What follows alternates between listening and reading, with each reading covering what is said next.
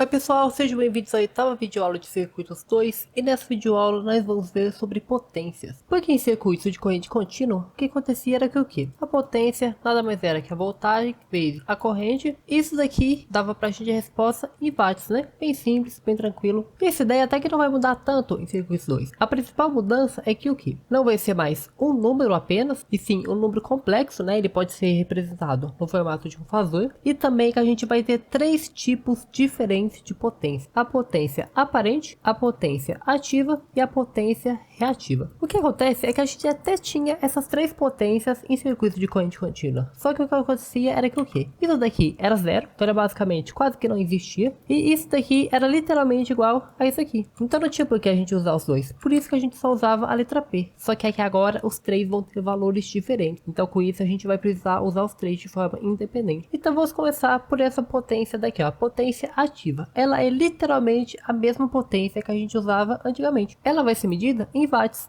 Ela indica o que? O trabalho realizado pelo circuito. Enquanto essa aqui, ela vai ser medida em volt-ampere reativo. Por que volt-ampere? Porque as três a gente também vai calcular da mesma forma, multiplicando a voltagem pela amperagem, ou tensão pela corrente, do jeito que você prefere falar. Então, por isso que o que? Esse daqui, ele vai ser medido em volt-ampere. Esse reativo daqui é só para a gente conseguir separar o Q do S, porque o S também vai ser medido em volt-ampere. Então essa aqui é uma das diferenças entre elas. Essa aqui é medida em volt-ampere, watts e volt-ampere, só que a gente coloca esse R que indica reativo, só para a gente conseguir diferenciar. Então, essa daqui é o que vai realizar o trabalho, por isso que ela é medida em watts. Essa daqui ela vai indicar o que? Basicamente o quanto que o circuito ela está magnetizando e desmagnetizando. É nessa parte daqui que os indutores e capacitores influenciam. E essa daqui é a corrente aparente, nada mais é do que a junção das duas. E ela é justamente a junção das duas, porque isso daqui é o número real, esse daqui seria os números imaginários, enquanto esse daqui seria o número complexo. A junção então dos dois. Então a gente dizer que o S nada mais é que o que? A parte real mais a parte imaginária aqui, ó, não tá errado. Isso daqui é literalmente uma das fórmulas para a gente calcular isso aqui, ó. Mas a principal forma que a gente vai usar para calcular isso aqui vai ser o que? S é igual a volts vezes corrente no conjugado. Isso daqui lembra bastante a fórmula que a gente estava usando, né? P é igual a V vezes I, só que aqui é S é igual a V vezes I. Só que esse I, ele tá no conjugado. O que é um conjugado? Nada mais é que o mesmo número complexo, só que com ângulo negativo. A gente só inverte o sinal. Por exemplo, se a corrente ela tá desse jeito daqui, ó, 30 com 10 graus aqui, ó, de vazio, o conjugado a gente só vai inverter o sinal. Só literalmente fazer isso daqui, ó. No lugar do 10, se a gente colocar menos 10. Ou se não fosse o contrário, que tivesse um número negativo, fosse menos 15 aqui. O conjugado ia ser o quê? O mesmo módulo, só que de fazer 15 positivo. A gente só pega o ângulo que tá aqui e inverte o sinal. É só isso que a gente vai fazer. Mas por que a gente precisa fazer dessa fórmula para calcular a corrente aparente? Porque a corrente aparente nada mais é que o que? O módulo dela também é V vezes I. Só que o que acontece é que o ângulo dela, que eu vou simbolizar dessa forma daqui, ó, é o que? O ângulo da tensão menos o ângulo da corrente. Então, para a gente conseguir ter esse ângulo dessa forma daqui, ó, o ângulo da tensão menos o ângulo da corrente, a gente precisa do que? Apenas inverter o ângulo da corrente aqui, ó, para a gente conseguir fazer essa subtração. Então, a principal forma da gente calcular a corrente aparente é dessa forma daqui, ó. Mas então, pensa comigo. Se o S nada mais é que a junção do P e do Q, ele está sendo escrito dessa forma daqui. Então, se eu fazer tipo um plano cartesiano aqui, eu vou ter o quê?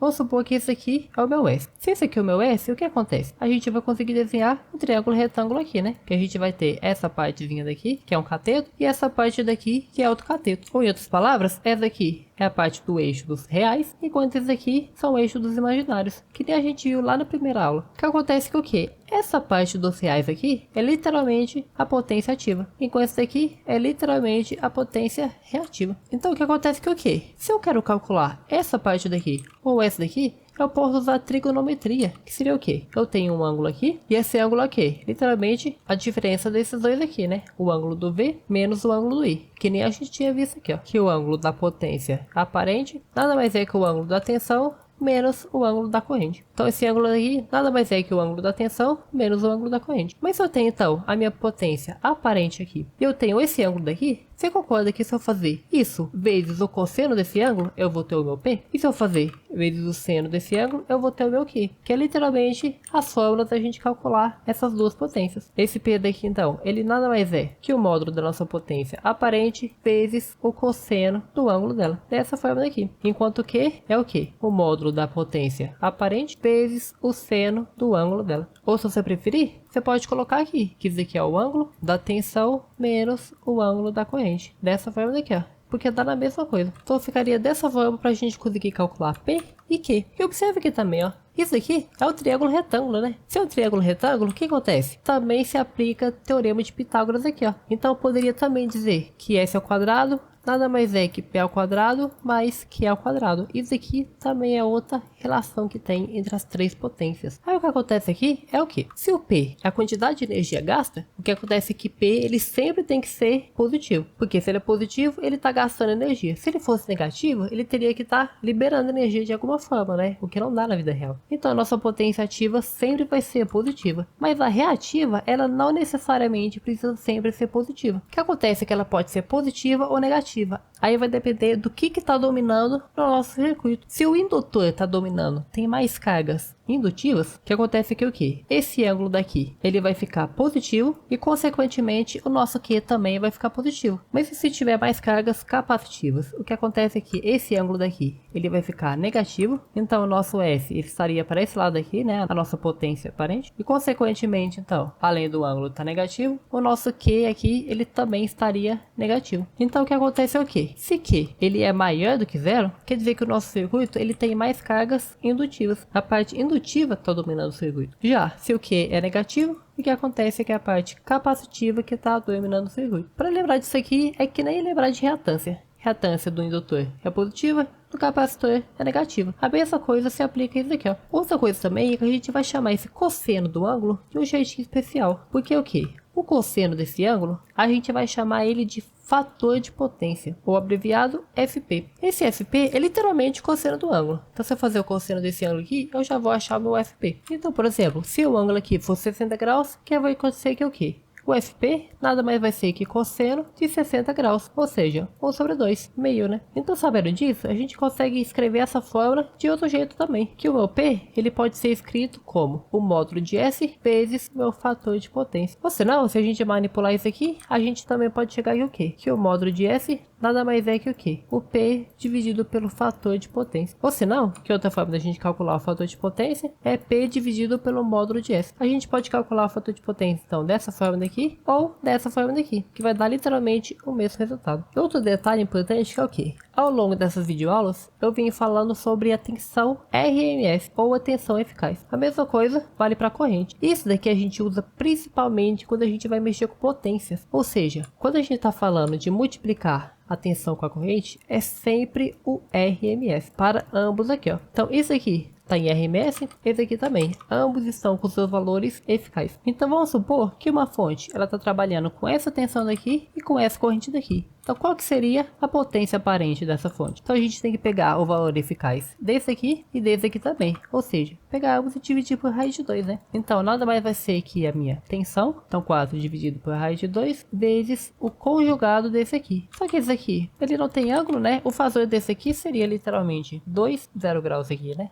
Então aqui nem tem o que eu inverter, né? Então aqui acaba que nem tem ângulo para eu inverter. É só pegar realmente isso aqui e dividir por raiz de 2. Então 2 dividido por raiz de 2. Então essa aqui seria a minha potência aparente. E observa que o que é aqui, ó. Se eu pegar esse raiz de 2 com esse raiz de 2 aqui, o que acontece aqui o que? Vai dar 2, né? Se vai dar 2, isso aqui é literalmente 4 vezes 2, 8 dividido por 2. Então o que acontece aqui o que? Se eu não quiser converter tanto a minha corrente quanto a minha tensão para o valor eficaz, eu posso fazer o quê? Simplesmente colocar a minha tensão eficaz vezes a minha corrente eficaz, eu multiplico as duas, só que depois eu coloco o resultado do módulo deles dividido por 2, que vai ser a junção desse raiz de 2 que estaria aqui com esse daqui. Então eu posso fazer tanto o RMS de um vezes o RMS do outro, como eu também posso fazer o valor de pico de um vezes o valor de pico de outro, dividido por raiz de 2. Eu posso escolher qual das duas formas que eu vou fazer que vai dar no mesmo resultado para eu calcular minha potência aparente. E por último, ainda sobre o fator de potência, o que acontece é que o quê? O fator de potência, ele sempre vai dar um número positivo. Então, só observando o fator de potência, eu não consigo saber se meu ângulo está positivo ou não. Então, por isso que vem as notações. Fator de potência adiantado ou atrasado. E aqui vai funcionar que nem a corrente. O atrasado, ele atrasa também por culpa do indutor. O que acontece então é que a carga indutiva está dominando o circuito. Se a carga indutiva está dominando o circuito, o que acontece é que o quê? O Q é maior do que zero. Ou seja, o ângulo é maior do que zero. Então, se o FP está atrasado, o ângulo é maior do que zero. O adiantado vai acontecer o oposto. Se ele está adiantado, é que nem a corrente quando ela adianta. Quando ela adianta, o que acontece é que as cargas capacitivas estão dominando o circuito. Então, já nesse caso daqui, o que acontece é que o Q ele vai ser menor do que zero. Isso o Q? Ele é menor do que zero, o ângulo é negativo.